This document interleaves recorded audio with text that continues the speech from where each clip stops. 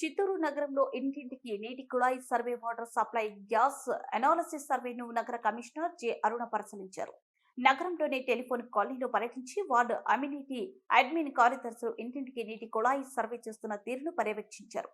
సందర్భంగా కమిషనర్ మాట్లాడుతూ ప్రతి ఇంటికి కుళాయి ద్వారా నీటిని అందించాలనే ఉద్దేశంతో ప్రభుత్వం ఈ సర్వే నిర్వహిస్తుందని, ఈ సర్వే క్షేత్రస్థాయిలో పక్కగా నిర్వహించాలన్నారు.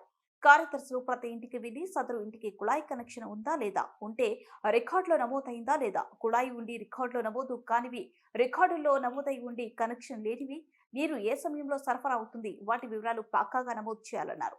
ప్రతి ఇంటికి శుభ్రమైన నీరు సరఫరా చేయాలనే లక్ష్యంతో చేస్తున్న ఈ సర్వేపై ప్రజలకు అవగాహన కల్పించాలన్నారు.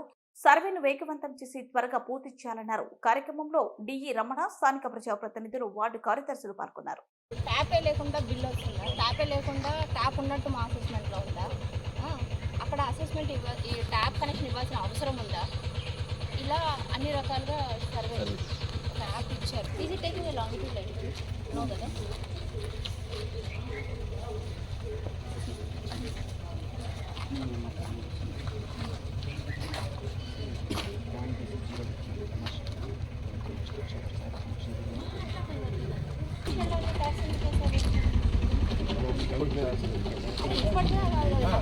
డేటా దాన్ని నెంబర్ కొట్టు.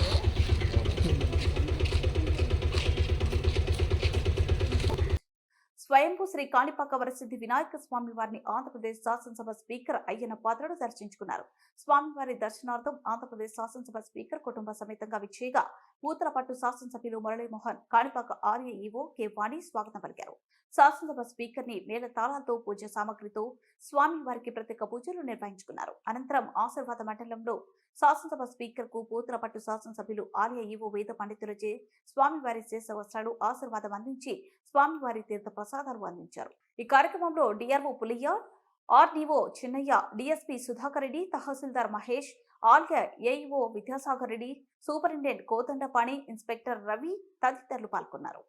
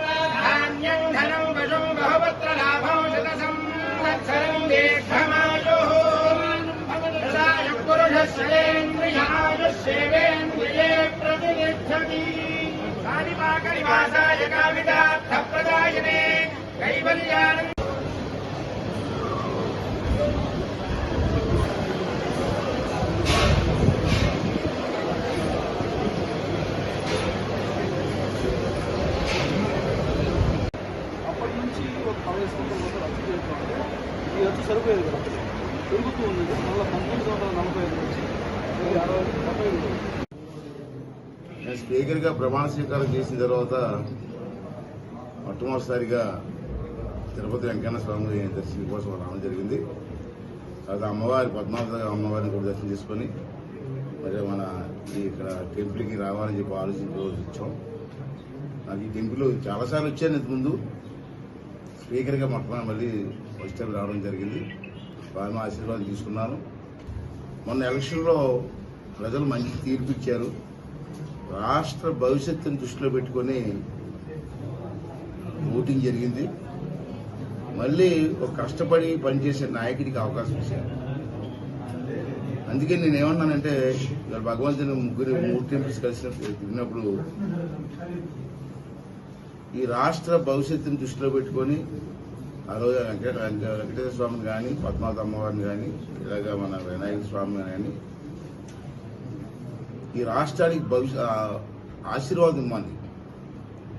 నష్టపోయిన ఈ రాష్ట్రానికి ఒక భవిష్యత్తుని కల్పించమని, ఒక మాటను నమ్మి రాష్ట్ర భవిష్యత్తు కోసం ఓటేసిన ప్రజలకి ఒక భరోసా కల్పించమని చెప్పి భగవంతుని నేను కోరుకోవడం జరిగింది.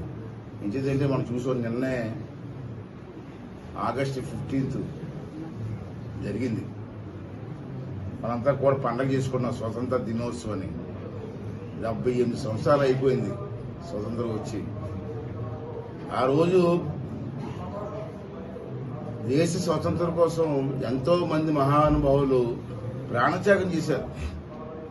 త్యాగం వేరు, ప్రాణత్యాగం వేరు. ప్రాణత్యాగం చేశారు అంటే నేనేమంటానంటే, ఇప్పటికీ కొంతమంది మాట్లాడుతుంటారు, ఏం చేశారు, ఏం జరిగింది, 78 సంవత్సరాలు అయింది, ఏం జరిగిందంటే జరిగింది, జరగకపోవడం లేదు. ఆ రోజు పెద్దలు యోచించి ఇచ్చారని మనకి స్వతంత్రాన్ని, మనకు మాట ఇచ్చారు, నేను ప్రాణత్యాగం చేసేది సరే మీకు స్వతంత్రాన్ని ఇస్తానని. ఆ మాట నిలబెట్టుకున్నారు వాళ్ళు. కోల్కతాలో మహిళా వైద్యురాలపై అత్యాచారానికి పాల్పడిన నిందితులను కఠినంగా శిక్షించాలని national human rights council national chief secretary bullet Ravi demand చేశారు. చిత్తూరు నగరంలోని గాంధీ విగ్రహం వద్ద క్రోవత్తలతో నిరసన వ్యక్తం చేశారు. ఆ సందర్భంగా రవి మాట్లాడుతూ, సమాజానికి సేవలు అందిస్తున్న మహిళా వైద్యురాలపై అత్యాచారం చేసి హత్య చేయడం సభ్య సమాజం తలదించుకునేలా ఉందన్నారు. ఇప్పటి వరకు కేంద్ర ప్రభుత్వం దీనిపై స్పందించకపోవడం దారుణమన్నారు. దేశవ్యాప్తంగా నిరసనలు తెలియజేస్తున్న ప్రభుత్వం నిమ్మకు నీరెత్తినట్టు ఉందన్నారు. తక్షణమే దీనిపై స్పందించి నిందితులకు ఉరిశిక్ష వేయాలని డిమాండ్ చేశారు.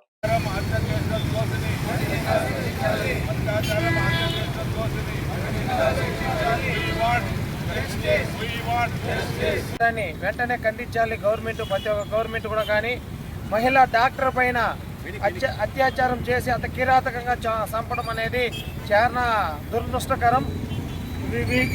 దోషిని వెంటనే శిక్షించి గురుశిక్ష వేయాల్సిందిగా మరీ కోరుతున్నాము. మెడికల్ కాలేజీలో జూనియర్ డాక్టర్ని అత్యాచారం చేసి హత్య చేసిన సంఘటనపై ఈరోజు మేము నిరసన కార్యక్రమం జిల్లా హెడ్ క్వార్టర్లో తెలియజేస్తున్నాము. హత్య చేసిన హంతకుడిని ఖచ్చితంగా బెంగాల్ ప్రభుత్వం మంచి జరగాలని చెప్పేసి నేను మళ్ళీ పునరావృతం కాకూడదనే ఉద్దేశంతో మేమందరూ కూడా నేషనల్ హ్యూమన్ రైట్స్ తరఫున అందరికీ విన్నవిస్తున్నాం. NHRC national human rights chairman Sampath Kumar ఆదేశాల మేరకు చిత్తూరులో ఈరోజు నిరసన తెలియజేస్తున్నాము. కౌన్సిల్ చైర్మన్ సంపత్ కుమార్ ఆదేశాల మేరకు ఈరోజు ఇక్కడ చిత్తూరు గాంధీ విగ్రహం దగ్గర నిరసన తెలియజేయడం జరిగింది. నేను national human rights council vice chairman, south vice chairman state Purnachandra Reddy. ఈరోజు కలకత్తాలో జరిగినటువంటి దారుణమైన సంఘటనని, ట్రైనీ డాక్టర్ని హత్య చేయడం చాలా దారుణం. దానికి సంబంధించి ఎవరైనా దోషుల్ని కఠినంగా శిక్షించాలని కోరుకుంటున్నాను. మెడికో విద్యార్థిపై అత్యాచారం చేసి హత్య చేసిన నిందితుడిని వెంటనే కఠినంగా శిక్షించాలని డిమాండ్ చేస్తూ దేశవ్యాప్తంగా మెడికోలు చేస్తున్న నిరసనకు మద్దతుగా చిత్తూరు ప్రభుత్వ ఆసుపత్రిలో వైద్యులు ఆందోళన. ఈ కార్యక్రమానికి చిత్తూరు శాసనసభ్యులు గురిజాల జగన్మోహన్, మాజీ కార్పొరేటర్ వికే వసంత్ కుమార్ మద్దతు ప్రకటించి నిరసనలో సంఘీభావం తెలిపారు. ఈ సందర్భంగా వైద్య విద్యార్థులు మాట్లాడుతూ, ప్రజలకు నిరంతరాయంగా సేవలు అందించే డాక్టర్లకే రక్షణ లేదంటే సామాన్య ప్రజల పరిస్థితి ఏమిటి అని ప్రశ్నించారు. కోల్కతాలో జరిగిన ఘటన తిరిగి పునరావృతం కాకుండా నిందితునికి వెంటనే ఉరిశిక్ష విధించి బాధిత కుటుంబాన్ని ఆదుకోవాలని డిమాండ్ చేశారు. ఈ కార్యక్రమంలో మెడికోలు, వైద్య విద్యార్థులు, వైద్యులు తదితరులు పాల్గొన్నారు.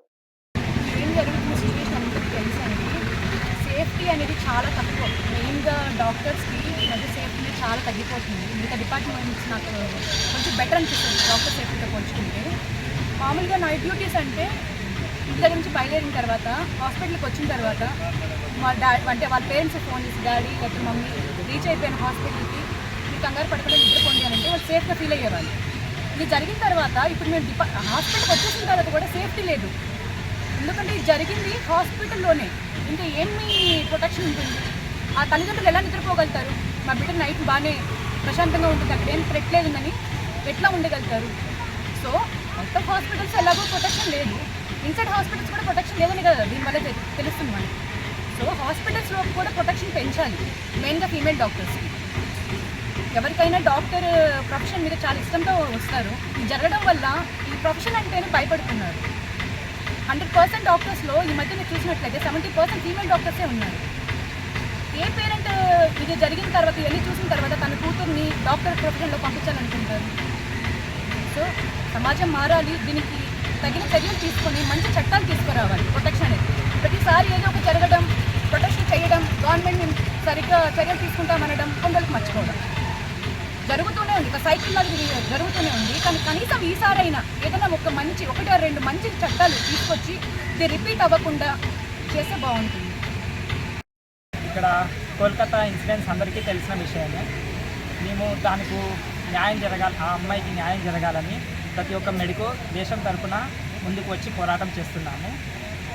మెడికోసే కాకుండా నాన్ మెడికోస్, అలాగే అది ఒక మెడికోకి జరిగిన అన్యాయం అని భావించకుండా అది ఒక అమ్మాయికి, ఒక మహిళకు జరిగిన అన్యాయంగా భావించి ప్రతి ఒక్క అబ్బాయి వాళ్ళ అమ్మకు కానీ, వాళ్ళ అక్కకు కానీ, చెల్లెలకు కానీ, వాళ్ళ భార్య, గర్ల్ ఫ్రెండ్ ఇలా ఆ ప్లేస్లో వేరే వాళ్ళకి ఎవరినైనా అలా జరిగితే ఎవరు ఎలా రియాక్ట్ అవుతారో అలాగే ప్రతి ఒక్కరూ భావించి ముందుకు వచ్చి దీనికి మద్దతు తెలపవలసిందిగా కోరుతున్నాము. అలాగే ఎమ్మెల్యే సార్ కూడా మధ్యాహ్నం 2 గంటలకు వచ్చారు. మేము సార్ కూడా మా డిమాండ్స్ని తెలిపాము. అలాగే సార్ కూడా మాకు మద్దతుగా నిల్చుంటామని మాకు హామీ ఇచ్చారు. దీనికి న్యాయం జరిగేంత వరకు ప్రతి ఒక్కరం పోరాడుతూనే ఉంటాం. Thank you. ఆర్జికర్ హాస్పిటల్లో జరిగిన సంఘటనకి నిరసనగా అపోలో వైద్య విద్యార్థులు ఎమర్జెన్సీ సర్వీసెస్ మాత్రం కంటిన్యూ చేసి మిగతా ఓపీ సర్వీస్ అన్ని ఆపి గత 2 రోజులుగా వాళ్ళ నిరసన తెలియజేసుకుంటున్నారు. సో మా డిమాండ్స్ అయితే మేము పెట్టాం. ఇక్కడ లేడీస్ కానీ, నైట్ డ్యూటీస్ చేసే డ్యూటీ డాక్టర్స్ కానీ వాళ్ళందరికీ సెక్యూరిటీ కల్పించాలని చెప్పి మా డిమాండ్స్ అయితే మేము మేనేజ్మెంట్ తెలియజేయడం జరిగింది.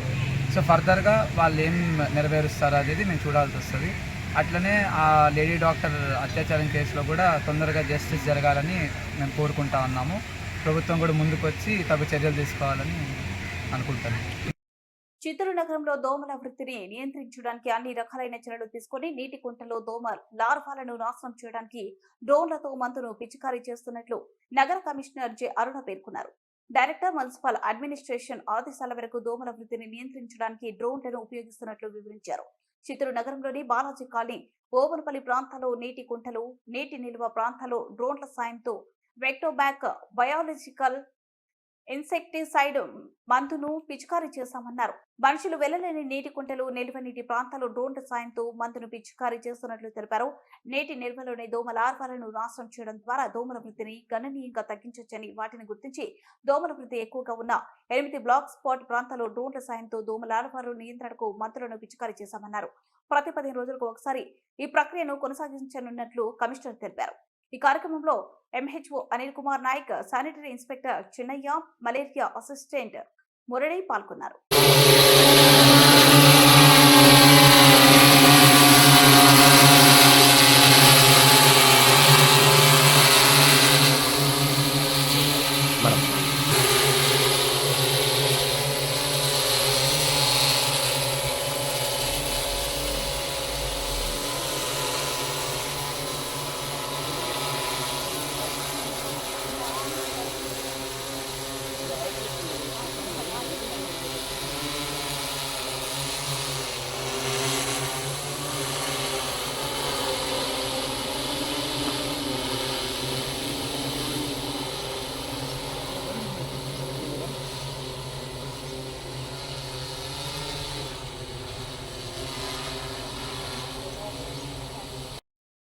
చిత్తూరు టూ టౌన్ నూతన సీఐగా నెట్టి కంఠయ్య బాధ్యతలు స్వీకరించారు. ఈ సందర్భంగా ఆయన మీడియాతో మాట్లాడుతూ గత 4.5 సంవత్సరాలుగా తిరుపతి పీటీసీలో ఎస్ఐగా 3.5 సంవత్సరాలు పనిచేస్తూ పదోన్నతి పొంది ఏడాది కాలంగా సీఐగా విధులు నిర్వహిస్తూ చిత్తూరు టూ టౌన్ సీఐగా బాధ్యతలు స్వీకరించినట్లు తెలిపారు. జిల్లా ఎస్పీ మణికంఠ చందూర్ ఆదేశాల మేరకు అధికారుల సమన్వయంతో ప్రజల సహకారంతో టూ టౌన్ పార్టీలో శాంతి భద్రతల పరిరక్షణకు కృషి చేస్తామన్నారు.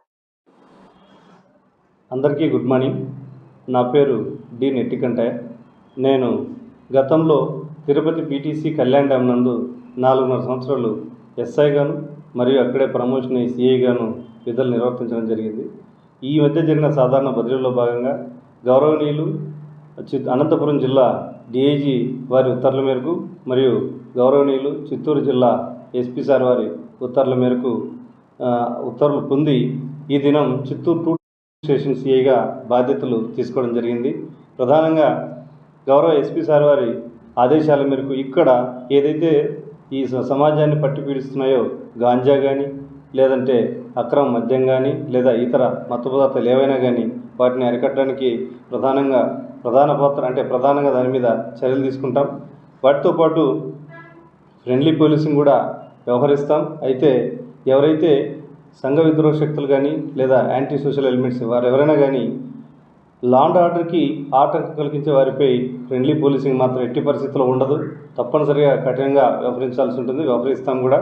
కాబట్టి ఈ చిత్తూరు టూ టౌన్ పరిధిలో ఉన్న ప్రజలందరూ కూడా శాంతి భద్రతలను కాపాడడానికి సహకరిస్తారని మనస్ఫూర్తిగా కోరుకుంటున్నాను. వికసిత ఆంధ్ర 2047లో భాగంగా జిల్లా అభివృద్ధికి కార్యాచరణ ప్రణాళిక సిద్ధం చేయాలని జిల్లా కలెక్టర్ సుమిత్ కుమార్ జిల్లా అధికారులను ఆదేశించారు.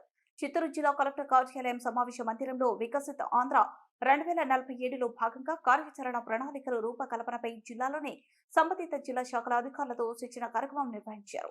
ఈ సందర్భంగా జిల్లా కలెక్టర్ మాట్లాడుతూ వికసిత ఆంధ్రప్రదేశ్ 2047 దిశగా జిల్లాకు సంబంధించి కార్యాచరణ ప్రణాళికను 12 అంశాల ప్రతిపాదికన రూపొందించాలని, జిల్లా స్థాయిలో వ్యవసాయ అనుబంధ రంగాలు, పరిశ్రమలు, సేవా రంగం వారీగా సిద్ధం చేయాలని తెలిపారు. వ్యవసాయ అనుబంధ రంగాలలో రైతులకు లాభసాటి దిశగా చేయవలసిన అంశాలు, పరిశ్రమలకు అవసరమైన నైపుణ్యత కలిగిన వారిని సిద్ధం చేయడం, టూరిజం, ఏకో టూరిజం అభివృద్ధి, ఇలా ప్రతి రంగంలో వృద్ధికి సంబంధిత శాఖల పాత్రలో సామర్థ్యాలను అంచనా వేసుకుని ఉన్న ప్రతికూలతలను మార్చడానికి తీసుకోవాల్సిన చర్యలపై దృష్టి సారించాలన్నారు. పేదరిక నిర్మూలనే లక్ష్యంగా ప్రతి కుటుంబాన్ని అభివృద్ధి చేసేందుకు ప్రభుత్వం ప్రత్యేక దృష్టి పెట్టిందన్నారు. కేంద్ర రాష్ట్ర ప్రభుత్వాల ద్వారా అమలు అయ్యే పథకాలు పేదరికాన్ని తగ్గించేందుకు కృషి చేయాలన్నారు. 7 న్యూస్ టీవీకి స్వాగతం. చిత్తూరు నగరంలో ఇంటింటికి నీటి కుళాయి